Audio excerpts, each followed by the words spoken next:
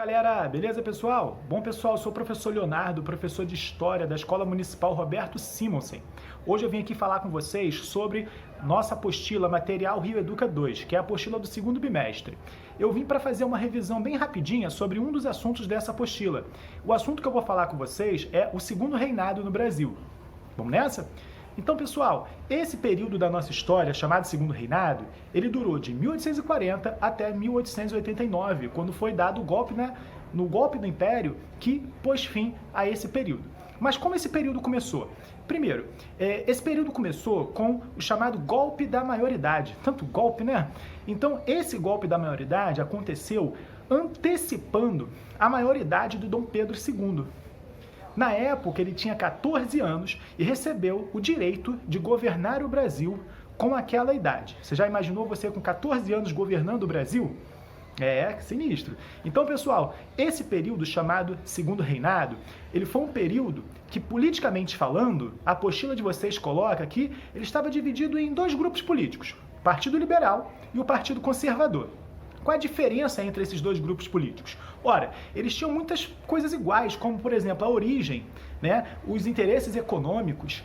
Porém, o Partido Liberal, ele defendia algumas ideias da República e, além disso, também defendia mais liberdade para as províncias.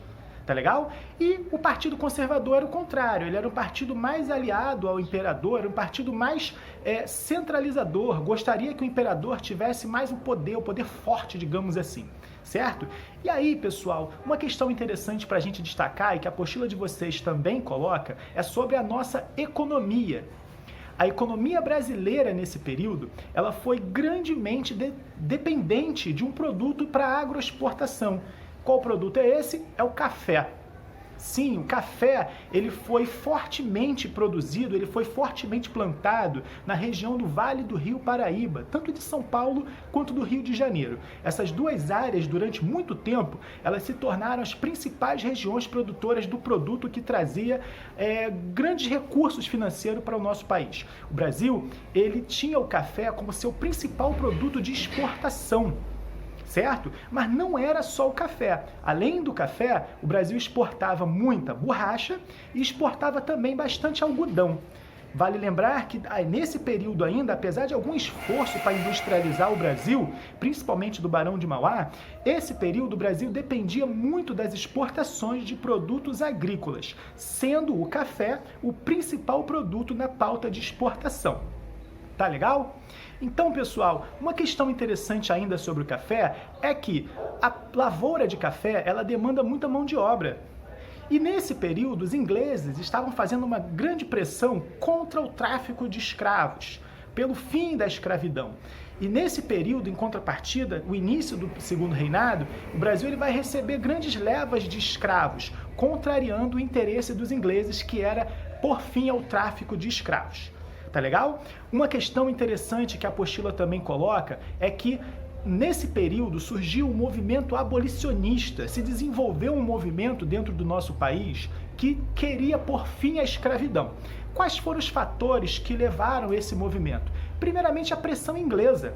Os ingleses, como eu falei para vocês, eles estavam interessados em acabar com a escravidão. Porque os ingleses eram bonzinhos? Não, mentira. Os ingleses tinham muitas fábricas, muitas indústrias, e eles não estavam achando interessante países que tinham mão de obra escrava. O escravo não consome. O escravo, ele não tem poder de compra, ele não recebe salário. E muitos grandes comerciantes de escravos gastavam muito dinheiro comprando escravos para revender.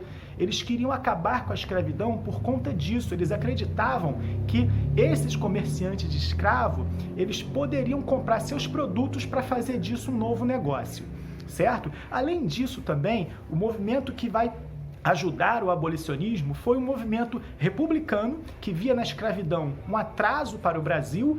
Alguns setores ligados ao exército também foram defensores da causa abolicionista, mas vale destacar principalmente a luta dos escravizados pelo fim da escravidão. Muitas vezes você deve ter ouvido falar sobre a Lei Áurea, a lei que pôs fim à escravidão. Isso traz uma ideia de que foi uma princesa branca que acordou com a ideia de acabar com a escravidão.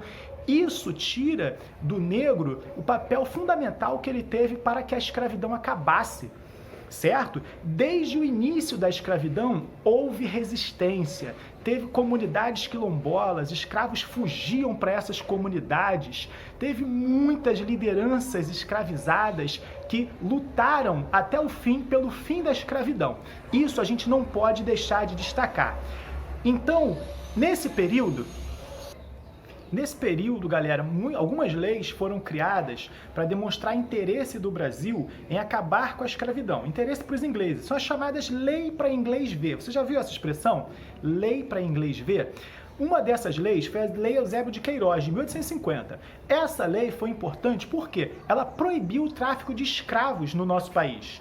Ora, mas o tráfico de drogas também é proibido e ele continua a acontecer, não é verdade? Assim também foi o tráfico de escravos. Mesmo proibido, o tráfico de escravos continuava a acontecer. O brasileiro sempre dando o seu jeitinho para burlar as leis. Além disso, também teve a Lei do Ventre Livre. Essa Lei do Ventre Livre, ela dizia que, a partir da lei, todos os filhos de escravizadas que nascessem a partir dessa lei seriam libertos. Ora, como você vai libertar o filho de um escravo se o pai e a mãe permanecem escravos? Que liberdade era essa? Uma outra lei interessante só no papel, porque na prática não valeu nada, absolutamente nada, foi a Lei do Sexagenário. Essa lei, como o nome já dá a entender, ela colocava em liberdade os escravizados a partir de 60 anos de idade. Você sabe qual era a expectativa de vida de um escravizado nessa época? A expectativa de vida de um escravizado nessa época girava em torno dos 20 anos de idade. Então, quem entre os escravizados chegava aos 60 anos? Então, quando ele chegava aos 60 anos, ele já estava totalmente incapaz de viver, incapaz de produzir, porque o trabalho penoso, muitas vezes, retirava dele qualquer possibilidade de ter qualidade de vida. Então, essas leis que eu estou colocando para vocês, que a apostila coloca, elas não tiveram um efeito potente contra a escravidão. Mas, como eu falei para vocês, por pressão inglesa, por pressão de setores ligados ao Partido Republicano, ao Grupo Republicano, por pressão até mesmo dos setores do Exército e principalmente a resistência dos escravizados, a escravidão chegou ao fim no Brasil com a Lei Áurea. Tá certo? Uma outra questão a de se destacar também é que a apostila de vocês fala sobre a Guerra do Paraguai.